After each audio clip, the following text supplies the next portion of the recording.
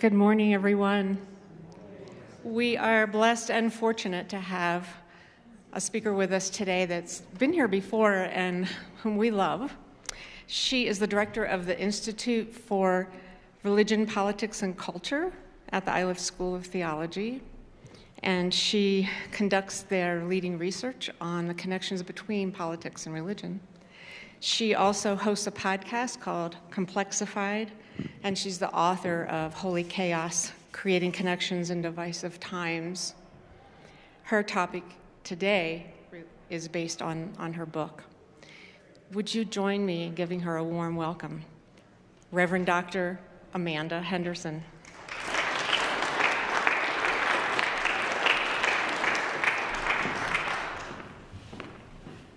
Thank you so much. I am so glad to be with you all again.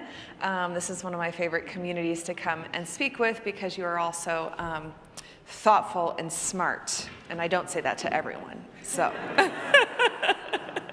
truly, though, this is a fun community to come and speak to, even in a wild time such as this, because I've come to realize that there is no other time. So when Clover first reached out, and the team here to have me come and talk about my book, Holy Chaos, months ago, that was the theme. And then last week I reached out, or when they touched base, I said, I'm also doing some talks on the election and kind of understanding the role of religion in this past election. Would you like me to shift gears and do that? And what we came to the conclusion that I would kind of merge those two talks. So what we're going to do today is both do a little bit of reflection on the role of religion in this 2024 election, as well as, and then dig into some of the themes in my book, Holy Chaos, which I was just saying, I wrote the stories in this book, which you can access on the QR code on the right is the book, and the QR code on the left is the podcast, and you should be able to get those from your seats on your phone. That I wrote most of those after the 2016 election. And then I wrote the book in 2019, and as these things go, it was published in May of 2020, in the middle of the 2020 election and in the middle of the coronavirus pandemic. And as I was kind of going back and looking to prepare for this, I was like, oh my gosh, it's all still so relevant. I've changed and my writing has changed as it does, but it is a reminder of how long we have been kind of in this space of angst, as what I have come to feel like is this 10-year process of a lot of us experiencing the American contradiction really viscerally and physically in our communities, in our families, and in our political spaces. So the first thing I want to ask you this morning is, how are you feeling right now? I'm going to go back to the beginning. That was my end slide, but I put that up at the beginning. So, how are you feeling? It's been a week and a half since our 2024 election, and some people might be happy with the results. Some people might be devastated by the results. Some people might feel numb after so much work that has gone into advocacy and groundwork around elections to feel like we have the same result. I'm not someone who pretends neutrality. I am a progressive person, advocate for progressive causes. At the same time, I am deeply invested in real relationships with people who have different political views than me. Most of my extended family all voted for Trump. And so I think it's important to be able to name our own location and position and views while also holding a sense of curiosity and openness to the views of other folks. From that space, I feel real concern for those who are afraid right now. afraid of deportation, afraid of retaliation, afraid of the consequences of vast and sweeping changes to our political systems and structures, our safeguards of democracy. So I understand this. I also feel a sense of curiosity of what is driving people to vote in the way that they do. So the first thing that we're going to spend a few minutes doing is leaning into that curiosity. And first I should say, I think holding these feelings, a few people have named, like, I can't even anymore. Like, I'm just exhausted, I'm worn out, I've been working for years and like banging our head against a wall, and I'm tired. I hear that, I feel that. At the same time, I'm someone who moves quickly into thinking and reflection. So both honoring those feelings and then starting to get curious. So the first thing I've been wondering is, how was religion a factor? Was religion a factor in the 2024 election? And the first thing that we need to acknowledge is that Donald Trump won the 2024 election and won in both the Electoral College and, for the first time, the popular vote. And so we can't rely upon some of the claims that many folks made at the 2016 election, which was, well, people didn't realize who they were voting for, or he didn't win the popular vote, it's an anomaly.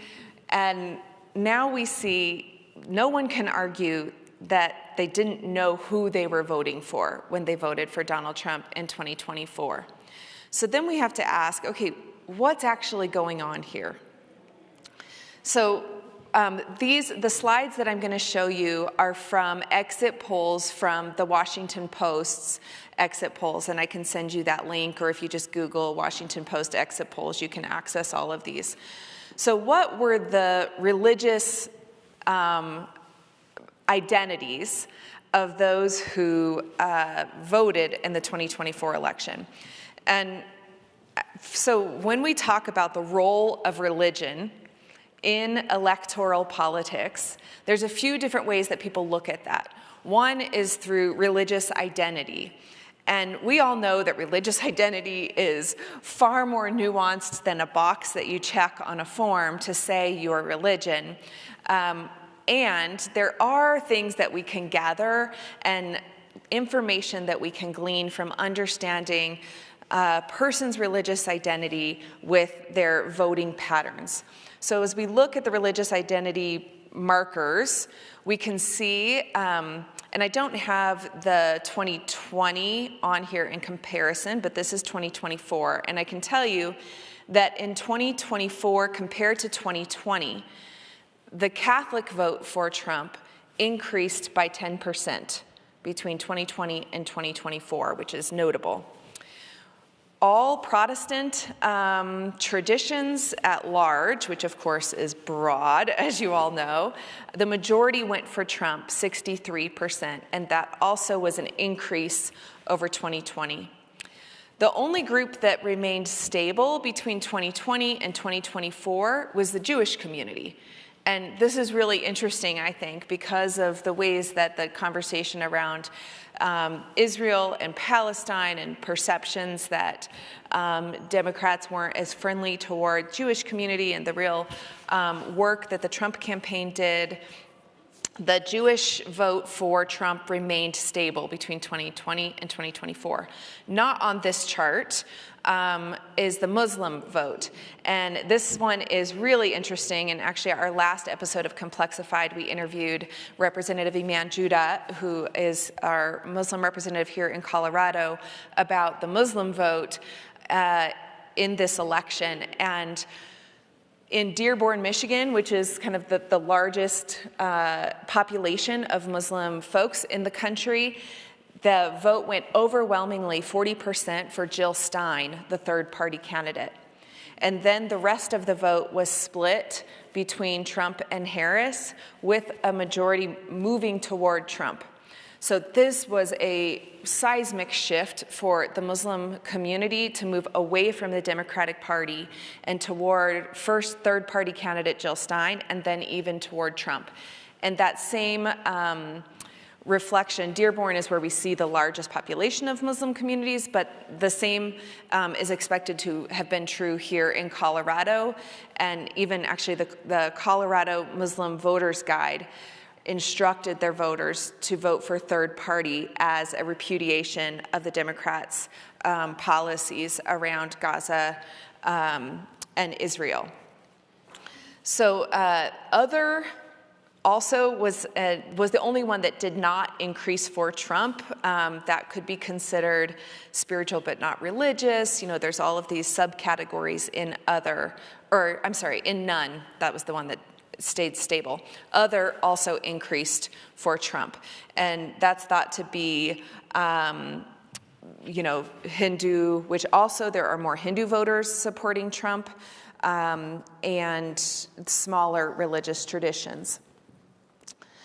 So the other conversation that comes up a lot in analyzing religion and politics is the intersection of race and religion.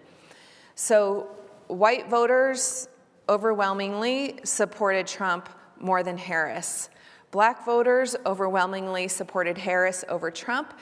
There were slight increases for Trump for black men, but black women were the most stalwart supporters of Harris and against Trump. As I'm sure you've heard in the news and the different postmortems and analysis over the past week, there was an increase in vote from the Hispanic community for Trump, especially from Hispanic Latino men. Though when you look at it all in this context, the vote still went more for Harris than Trump from the Latino community overall, but it's the change. We also saw increases for Trump in the Asian community. So overall, white voters still continued to support Trump and increased support, and non-white voters, majority supported Harris and not Trump, but there was an increase in support for Trump. The other thing that when we start to look at the role of religion in politics, we can look at identity, and then we can look at values is another way that sociologists specifically peel apart. How are these core values impacting how people vote, or what are they identifying as their values? Now, what's a religious value? Shout some out. What are some religious values? Honesty. What? Justice, equality. These are all the things that we might identify as values. When they're doing polling, the things that they identify as values, and specifically religious values, are most often tied to abortion, LGBTQ rights. We might look at immigration.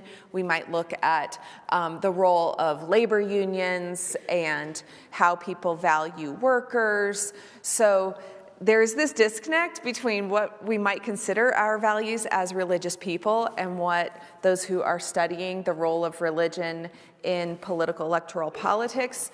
So as we look at how these values that are deemed religious values by those who are doing exit polling, we can see that it's a really mixed bag. So when they looked at abortion, or when we look at the exit polls and the results of the ballot measures around the country, we can look at the role of abortion and the overall people's view of what was most important in the election at large, but we can also look at specific ballot measures around the country.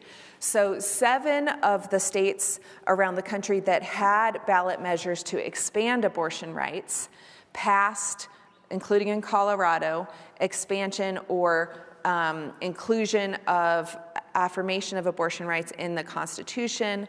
7 states affirmed, even more conservative states that we would not always expect, like Missouri, Montana, Arizona, Maryland, New York, and Nevada. All of those states had referendums that passed. For the first time since Dobbs, which is the decision that overturned Roe versus Wade, There were also 3 states that did not increase abortion rights or restricted abortion rights. That includes Nebraska, Florida, and North Dakota. So we can read into that and understand, like, how is this conviction around abortion as a religious value playing out in electoral politics? And it's a mixed bag. We can see that it doesn't always correlate exactly someone who calls themselves Catholic or evangelical and assuming their view on abortion. Other places where we saw religion specifically is around education, and this is a big one that I think we're going to be talking about for months and years to come, as specifically depending on what happens with Trump and the Department of Education.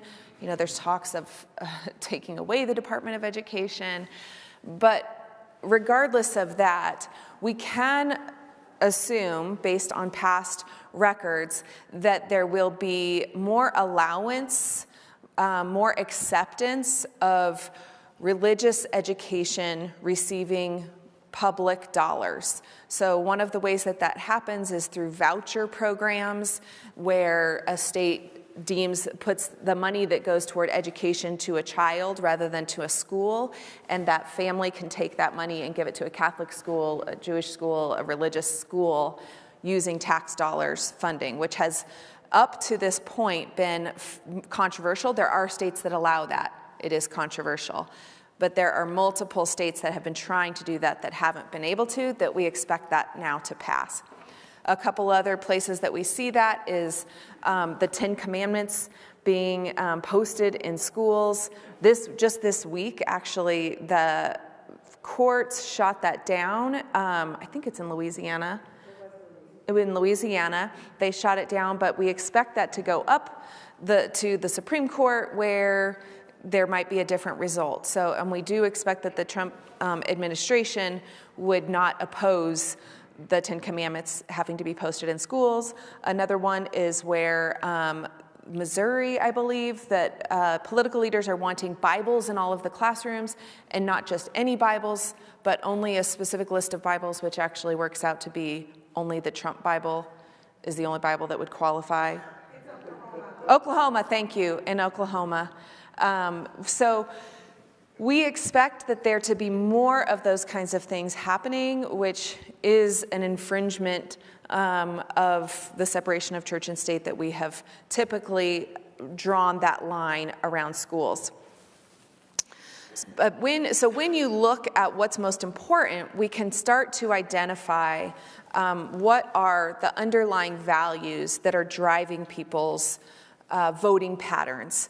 And in this, we can see that voters for Trump named immigration, which, you know, what view on immigration?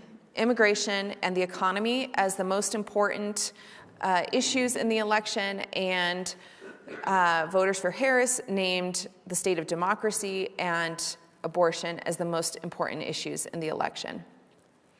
These are just some breakdown of the ways that gender was a factor in this election. One of the things that I think is interesting is that we expected there to be more of a gender gap. And there was a lot of talk in the build-up to the election that this was going to be a gender election, and that women were going to move toward Harris in droves.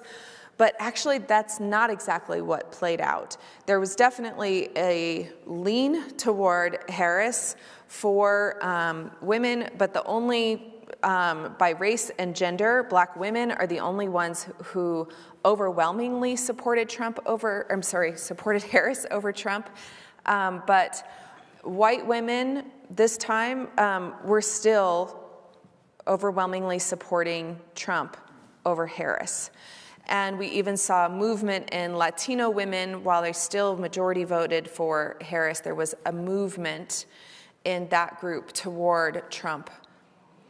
So these kinds of things help us. The other main issues that people are talking about are education and education by race. I'm not going to dig into those specifically because I'm really trying to focus on religion, but these are the other factors that are being considered as we step back and think, what just happened? Some of the different analysis. So as we look at those exit polls and as we've listened over the past week, what are your, I like interaction, so feel free to speak up. What do you think underlies these election results? Russia. Russia, okay. I think he had help outside this country. All right. Fear. Not ready for a woman. Misinformation. Working class not feeling acknowledged by the Democratic Party. Yeah, working class not acknowledged. The working class not acknowledged by the Democratic Party. COVID. Say that again. COVID. COVID, the impacts of COVID, the lasting impacts of COVID. Grocery bills, economic inflation, those realities. So I think that we're going to continue to see and feel and try and better understand these things. I think that one of my first quick reactions after the election was racism, sexism, misogyny, the ways that I forgot to mention in the religion piece and the ways that it played out. There was a very explicit scapegoating of trans folks, particularly, and LGBTQ folks. People named that as one of their top 3 reasons for voting for Trump, which is kind of like, this is a tiny percentage of the population, and this was a motivator. So I kept thinking about this, like racism, sexism, homophobia, all of these reasons. And I had to remind myself, like, step back. Those are factors, to be sure. Like, I don't discount that racism, sexism, homophobia, those are all ideologies that are baked into our systems, at every level. And they play on our emotions. And so, I think that it's important to hold that. And at the same time, beating that drum over the past 4 years, 8 years, 10 years, hasn't been effective in moving the needle politically to ensure that all people have access to what they need to thrive, to have systems that are just. It hasn't, for some folks, it has reinforced shame. It has shut down our ways of critical thinking and imagination. And so I've been wondering a lot, how do we both hold this deep understanding that our systems were built on the backs of racism, sexism, and there are other factors that those are tools. Racism and sexism are tools of oppression. But what are they doing? They're dividing us and compartmentalizing us and creating this distraction that allows the rich to get richer and makes the poor get poorer and allows oppression to happen while we're busy over here shouting and turning against one another and accusing one another, and this keeps happening. And one of the things I wonder as we look at these election results, someone named that the system isn't working for people. And one of the things that I think is interesting is that as someone who's progressive, I've for a long time been shouting that the system doesn't work for people. That the system was built on the back of racism and sexism and ensuring that the rich get richer and the poor get poorer. That's how the system is built. But in this election, and as we encounter someone like Donald Trump, who is using a lot of the tools of division to maintain wealth inequality, that saying that the system doesn't work, that Democrats and progressive folks, by countering Trump, had to argue for the status quo. And we talk about this as the incumbent, but it's not just the incumbent. It's the reality of when you're fighting a chaotic person who's trying to burn the house down by saying, wait, no, we like our house. But then we're reaffirming the same system that is causing so much harm. And so it's this real dilemma, because I think across those who are voting for Trump, who's promising to burn the system down, and those on a more progressive side who are saying the system is oppressive, we're both actually saying that the system is broken. But the breakdown is, how are we saying we can repair the system? And that's where there are real differences, is how do we build systems and structures in our politics, in our communities, that are actually rooted in interconnection, in seeing our responsibility to one another, and helping lift one another up and connect and ensure that everyone has the things that they need. When we are divided and broken up into these groups and fighting one another, it moves our brain into a place of fear, of our animal fight and flight, instead of being able to move our brain into a place of wonder, imagination, connection, curiosity. And I want to be clear, I'm not saying that in a Pollyanna sense. I'm saying that in a clear-eyed, okay, this system that we live in, that I benefit from, and you most likely benefit from, is harmful, and it's built on systems of oppression. And how do we change that? That is long, hard, difficult work, right? And because we're so busy fighting this fight, we haven't been able to focus our time and energy on that work of clear-eyed imagination and innovation. So there's my little sermon in it. Look at the time. Okay. So in pivoting, there's my theory. So now what? What do we do in this current reality where we are in a place where, yes, our systems are built on oppression, and we now have someone in office who has furthered those divisions that keep us in our defensive posture? Again, I'm speaking for myself and as folks who are moving for progressive policy, but I also want to name really clearly that just because someone voted for Trump, that doesn't mean that they are in favor of the systems of oppression. There might be folks who voted for Trump out of this feeling that the system isn't working, and a feeling of, then, screw it.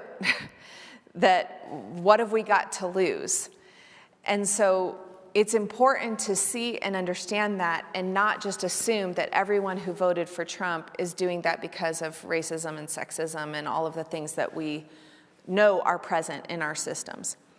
So the first way that I want to move us is to seeking to understand.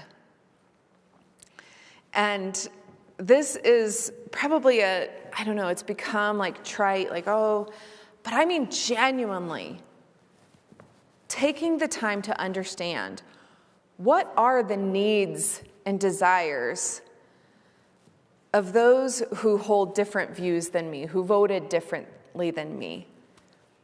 What are they? Listen and read the profiles. Listen to the stories.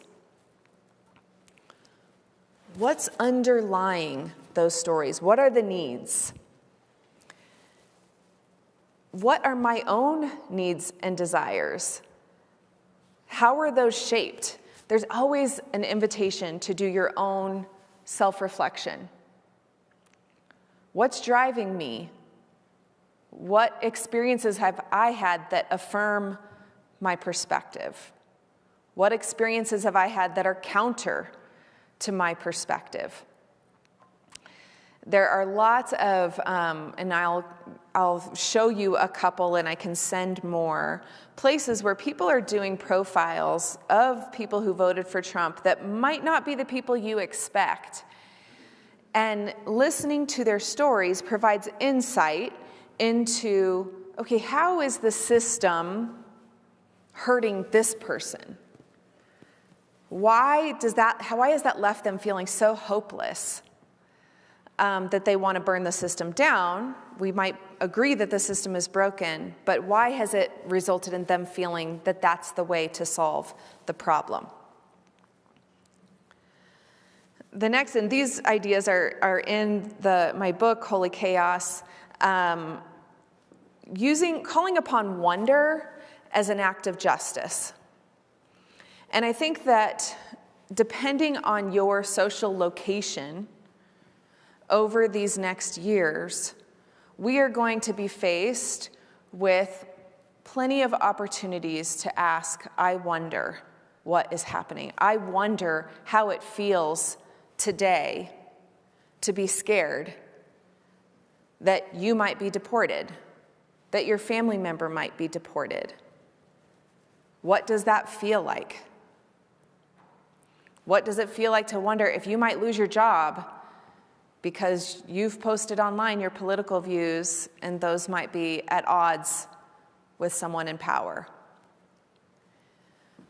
What does it feel like to have voted for Donald Trump because I can't afford groceries and I'm tired of paying more and frustrated? What does that feel like to have been working and feel like you simply can't support your family?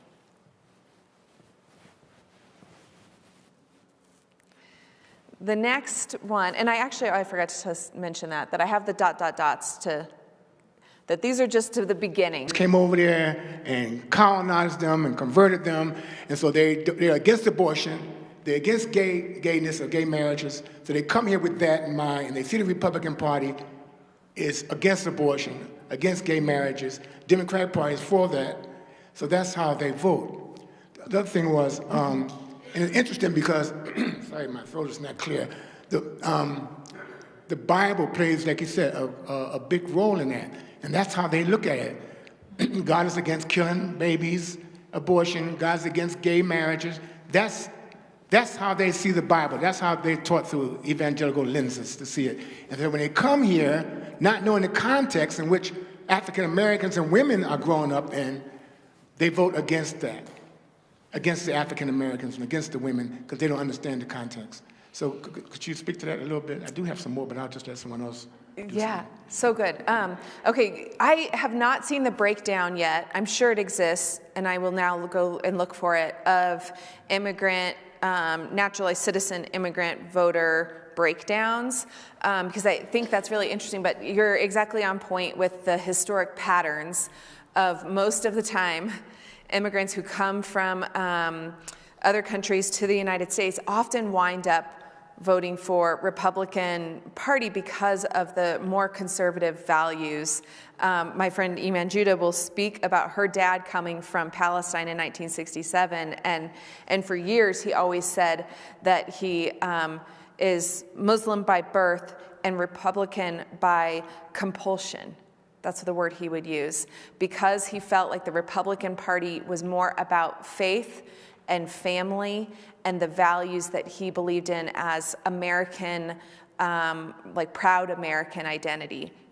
And so that's one of the things that we'll see frequently with immigrant communities in voting patterns, is this sense of pride in America and conservative family and faith that the Democratic Party for a number of years has complexified, if you will, and challenged, and so that is a breakdown. But the longer they're here, they do come to more likely move toward Democratic voting patterns.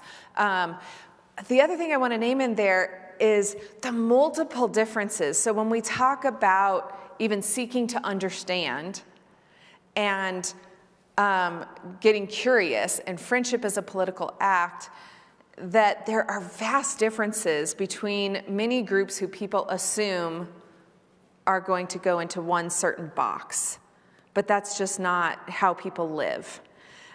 This past week, I'm part of a Belonging Colorado cohort through the Denver Foundation, and one of the groups is the African Leadership Council, and their project is bringing together African American youth with African immigrant youth.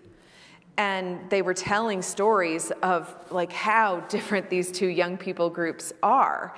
And so their whole project is trying to facilitate those relationships between those two groups because they're so different, while especially white outsiders look at this group and put them all in the same box. And so this reminder of our political views are shaped by our life experience. Yes, our life experience is shaped by our racial identity, but that is not the singular factor. And so there are these multiple things that are shaping how people vote. Did I get to everything? I can't remember if there was something else. Okay, thanks. Somebody in here. Hi, and once again, thank you. One of the things that really stands out to me, though, in this time, there are very, very powerful forces that are keeping us divided. Billions of dollars were spent on this campaign. And I don't know how we overcome that. We get our news from different places. And so, I mean, I love what you're saying and the logic behind it, the thought behind it. But I'm really concerned about these forces that are interested in our division. Yeah, absolutely. It feels insurmountable.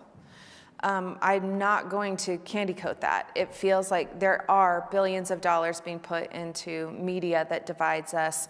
Who knows? I mean, there was a comment about Russia. The international interests are interested in keeping Americans divided.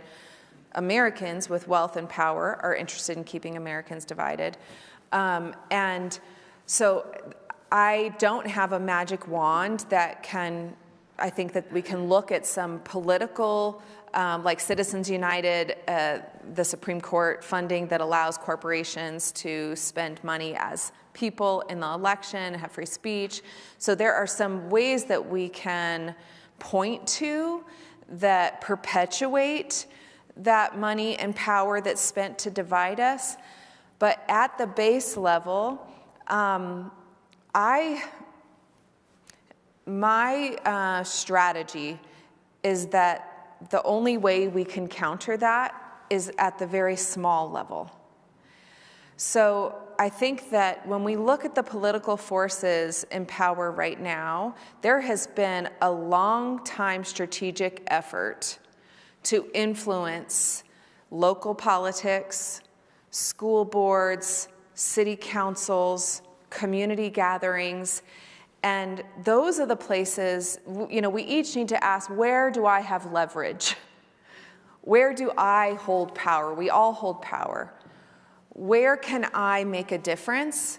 And I do believe that through those small pockets of community and relationships and stepping up and showing up, that is our best way to counter. Now, is that going to mean that we win, who are for equal systems? And probably not. That doesn't mean we don't keep doing it.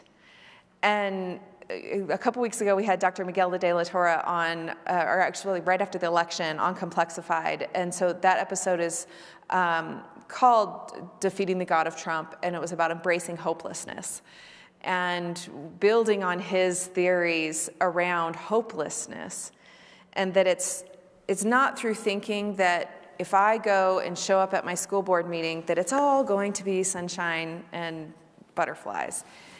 That it's when we give up, when we start to realize, like, I'm not doing what I'm doing out of a hope that it's going to fix everything.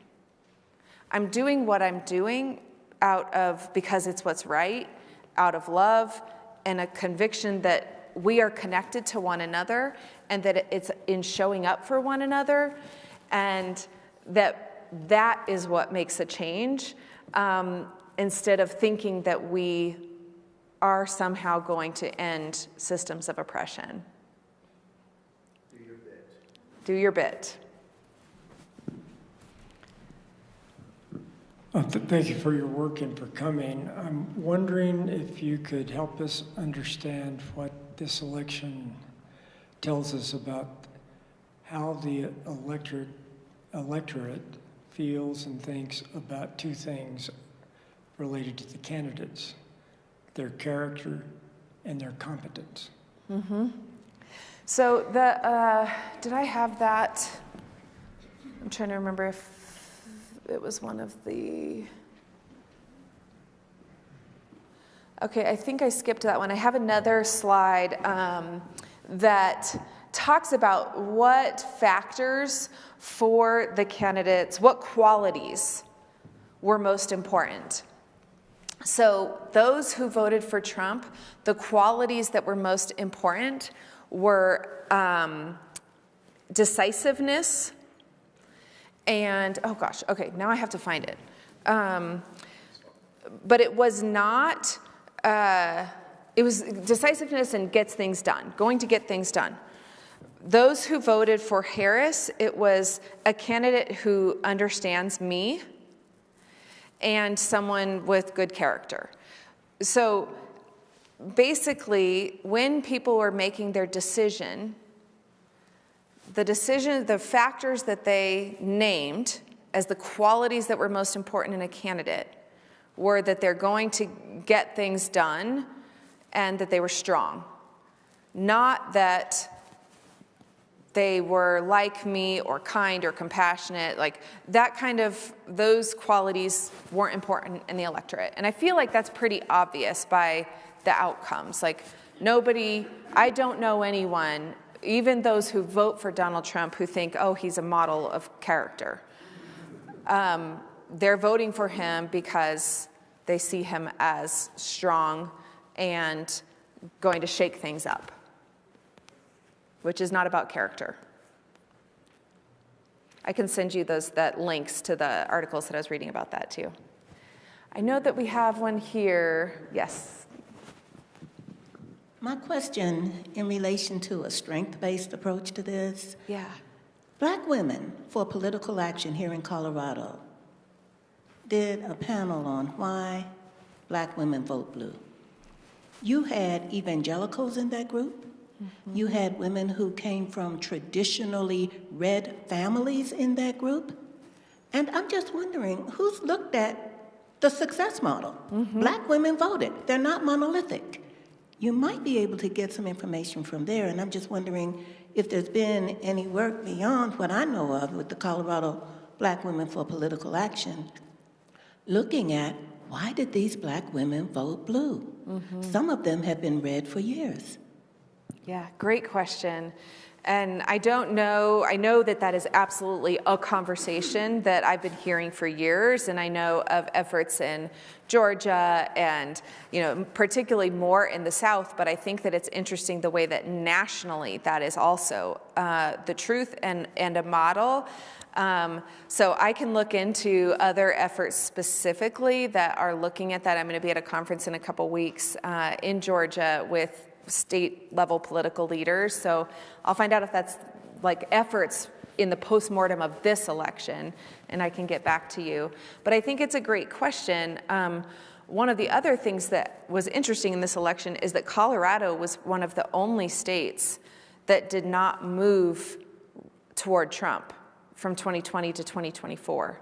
And that's an interesting thing nationally compared to all of the other states. I mean, the most liberal, California and New York, made big moves toward Trump in this election compared to 2020, but Colorado was not. And so I'm curious about that and how, what's behind that and what kind of hypothesis and theories are we drawing. But that's a great question, and I think it's very true at large, especially when you look toward Black women as a group who the system's been stacked against Black women forever. And so there isn't a shift in like, oh, the system is supposed to work for me. It's a lot more pragmatic of, I don't expect the system to work for me. That doesn't mean I'm not working to change the system. I think that we do expect the system to work for us. We do expect it, and I think that's why we vote the way we do, because we do expect it. Otherwise, why would we even try? Yeah, that's a question.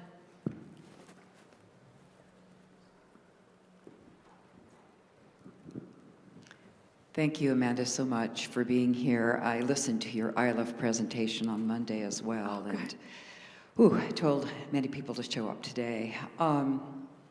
Two other things that have come up in my own consciousness recently that I've not heard spoken to yet. One is that more eligible voters stayed home than voted for Trump. Mm-hmm. That's a huge reality that I think actually gives us an opportunity, because if people are inspired, they will show up. And I think that there was a lot there why people stayed home, and I think that's another whole opportunity to look into that. Mm-hmm. But the other thing I haven't heard, and it's something that showed up on Jon Stewart's weekly this week, where he was in conversation with Sarah Smarsh, and he had his own eyes opened to the reality that the Republicans recognized people's real pain. They gave voice to it, mm-hmm. and so people felt like they were heard. And it is one of the things that we more intellectual, educated people tend to forget, that you don't counter people's pain with throwing facts at them. You mm-hmm. listen, and you really take in, and you empathize, and you go from there, which I think is the work that you are suggesting that we mm-hmm. do. Yeah, absolutely. It's hearing stories and hearing the fullness and the complexity and the things that challenge your assumptions in those stories. And there is definitely, I think, this instinct of, data and facts put things in boxes, in categories, and that inherently is different than hearing the fullness of a story and the unexpected pieces of a story. Even just now, when you mentioned that Black women expecting the system to work for them, that's a challenge to me, because I feel like I've heard so many other Black women say, like, I don't expect anything because I've always had the world felt like it was working against me. So hearing your story, no, I expect the system to work for me. That challenges my assumption right there. And so the more we are engaged with individuals, hearing their stories, hearing pain, hearing things that both, we're always looking for what affirms what we already know. How do we hear what challenges what we already know? And then what do we do with that? How do we, really hear and not just listen, compartmentalize? Yeah, thank you. I'm going to go find that Jon Stewart. So continuing on that line, I'm intrigued by these kinds of friendships change politics. Mm-hmm. I think of them more as justice or love or something else, but say more about how they change politics. Yeah. And this will be our last question. We're at 10:29. I realized I said I was going to be aware, and now I'm just going right over. I think that a quick story, and this is one I shared in my book. This was a while ago. It was after the shooting in the nightclub in Orlando. And immediately when the news was coming in about that shooting, I started to think about my LGBTQ friends at One Colorado, and I thought, I called them, I texted them as soon as I heard the news. I'm thinking of you, I'm heartbroken. And then the conversation started to happen of who was the shooter as this happens, and saw that it was a Muslim person that was the shooter, and they had said some things that were, I immediately knew, oh my gosh, there's going to be a rise in Islamophobia, there's going to be a lot of assumptions about Muslim people that are made, there's going to be a pitting one against the other of the LGBTQ community and Muslim communities. And so I immediately started reaching out to Muslim friends. The friends that I was connecting with, we had been working together for years. I knew their children. I knew I had, their personal cell phone number in my phone. I knew the realities that they would be facing. I didn't know all of it. I didn't know their full experience, but I had an inkling. And I also knew that those friends needed to be connected to one another to be sure that they weren't pit against one another. And those folks, there were relationships. It wasn't like I was introducing them for the first time, but there was this, because of our friendships, we were able to quickly get on the phone with folks from the Colorado Muslim Society and the Imams Council, with One Colorado and the LGBTQ Center, and put together a press conference that afternoon with LGBTQ folks and Muslim folks, leaders, side by side, expressing grief, sadness, and speaking out against acts of violence. It was those friendships, that was political. When you have those relationships, you're able to counter those political forces that divide. You're welcome. All right, I think that's the end. So I have time to stick around if anybody has any other questions. Yes, you can get the book here. So, oops. Let's see if it wakes up here. Play. Okay, there you go. This is the QR code for the podcast. And this is the QR code for the book. It'll link you to Amazon. But also, if you just put in Holy Chaos, Amanda Henderson, you can buy from other sources. I'm sorry that I'm promoting Amazon. It's just so easy. Yes, those are the links. And again, the book was written a while ago, but I still feel like there are pieces, hopefully, that can be helpful. All right, thank you all so much.